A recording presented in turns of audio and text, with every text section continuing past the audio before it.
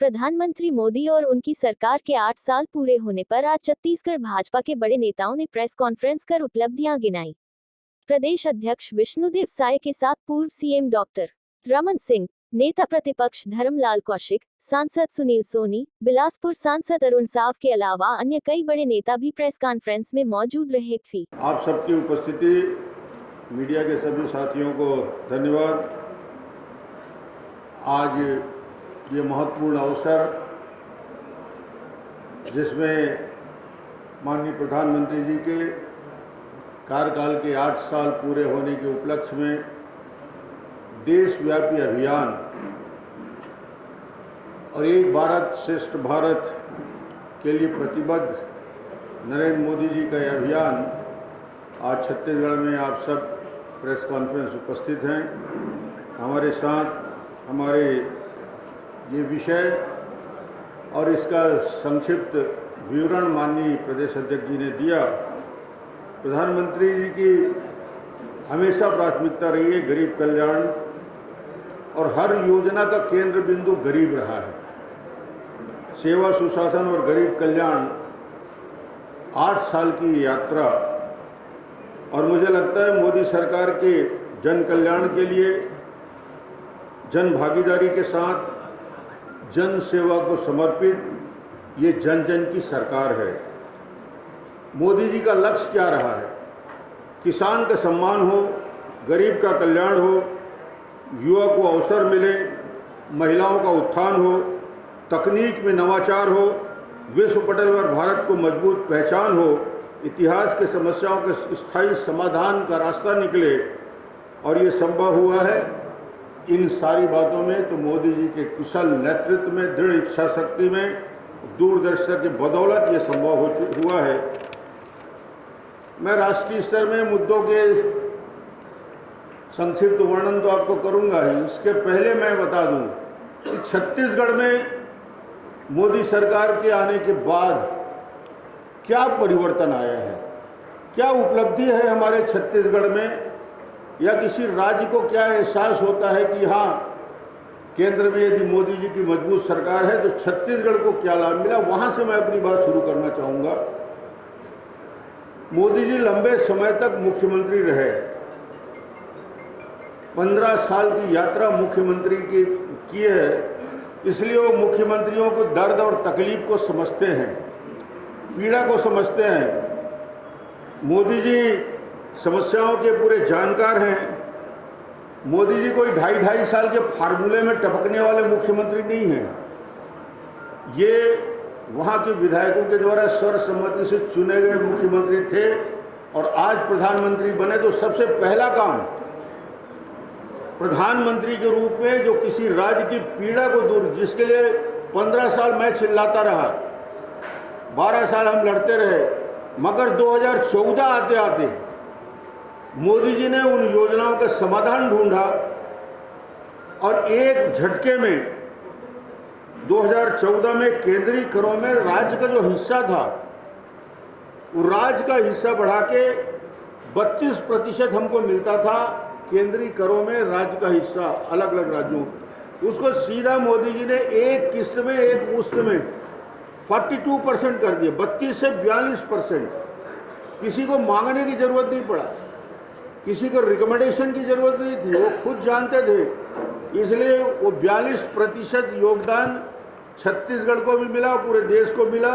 ये उपलब्धि सबसे बड़ी उपलब्धि किसी राज्य के लिए। राज्यों को बजट कितना मिलता है उसकी तुलना यदि हम करें तो छत्तीसगढ़ में केवल इस बजट में पिछले वर्ष की तुलना में 8 करोड़ ज़्यादा मिले। 8 करोड़ की राशि हमको, 8,000 करोड़ की राशि हमको ज़्यादा मिले। कांग्रेस के नेतागण सिर्फ एक ही बात हल्ला करते रहते हैं, जीएसटी कंफ्यूज होते हैं। और इनके प्रधानमंत्री जी, इनके राहुल गांधी जी तो कंफ्यूज हैं, भारत राष्ट्र है कि नहीं है इस बात को लेकर उनके मन में शंका रहता है।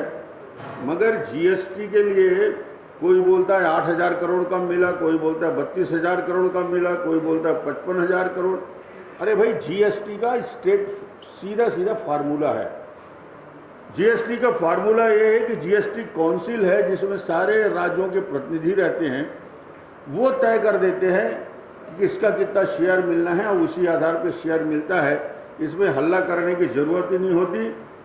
केंद्र सरकार कितनी उदारता के साथ राज्यों को भरपूर राशि देती है, उसका उदाहरण यह है कि नितिन गडकरी जी आए, केंद्रीय मंत्री जी आए यहाँ पे। उनको ये नहीं था कि ये कांग्रेस की सरकार है तो मुझे यहाँ कुछ पैसा देना है कि नहीं देना है, घोषणा करना है कि नहीं करना है। 9,240 करोड़ के सड़कों का शिलान्यास और उद्घाटन किए। और बोलते क्या है गडकरी जी, छत्तीसगढ़ में यदि कांग्रेस ने अड़ंगा नहीं डाला तो मैं 1 लाख करोड़ से ज़्यादा के सड़क के लिए मंजूरी देने के लिए तैयार हूँ। ये नितिन गडकरी जी के शब्द हैं। छत्तीसगढ़ के विकास के प्रति क्या भाव है हमारे केंद्रीय सरकार के मंत्रियों का, इसको आप देख सकते हैं। मगर दूसरी तरफ वही मुख्यमंत्री जो बड़ी बड़ी बात करते हैं प्रेस कॉन्फ्रेंस में दिल्ली में जाके, उन मुख्यमंत्री की स्थिति मैं ये बताना चाहूँगा कि प्रदेश हिंदुस्तान में अकेला छत्तीसगढ़ एक ऐसा राज्य है जिसने गरीबों का आवाज़ छीना। गरीबों के लिए 2 करोड़ 30 लाख से ज़्यादा आवास का निर्माण चल रहा है पूरे देश में। इसमें 60% गवर्नमेंट ऑफ इंडिया राशि देती है, 40% राज्य को देना पड़ता है। और गरीब, सबसे ज़्यादा गरीब लोगों के लिए आवास रहता है, जो उसमें 16,000 रुपया शौचालय सहित करीब करीब 2 लाख सवा 2 लाख रुपया खर्च होते हैं। मगर 3 साल में जब से सरकार बनी है, इस सरकार ने आने के बाद गरीबों के एक भी आवास स्वीकृत नहीं किए। पहला किस्त हो गया, दूसरा हो गया, तीसरा किस्त नहीं मिल रहा है, कोई पैसा नहीं मिल रहा है। और पूरे के पूरे जो 16-17 लाख जो आवास स्वीकृत हुए थे वो पूरे के पूरे रिजेक्ट कर दिए गए। इन लोगों ने अस्वीकार कर दिया। तो सबसे बड़ा नुकसान छत्तीसगढ़ में इस सरकार के बनने के बाद यदि कोई हुआ है तो गरीबों का आवास छीनने का काम हुआ है।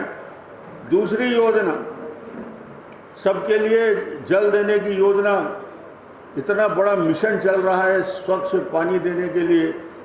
और जो कवरेज था, कवरेज को 17% से बढ़ा के 52% तक करने का लक्ष्य रखा गया और हो रहा है।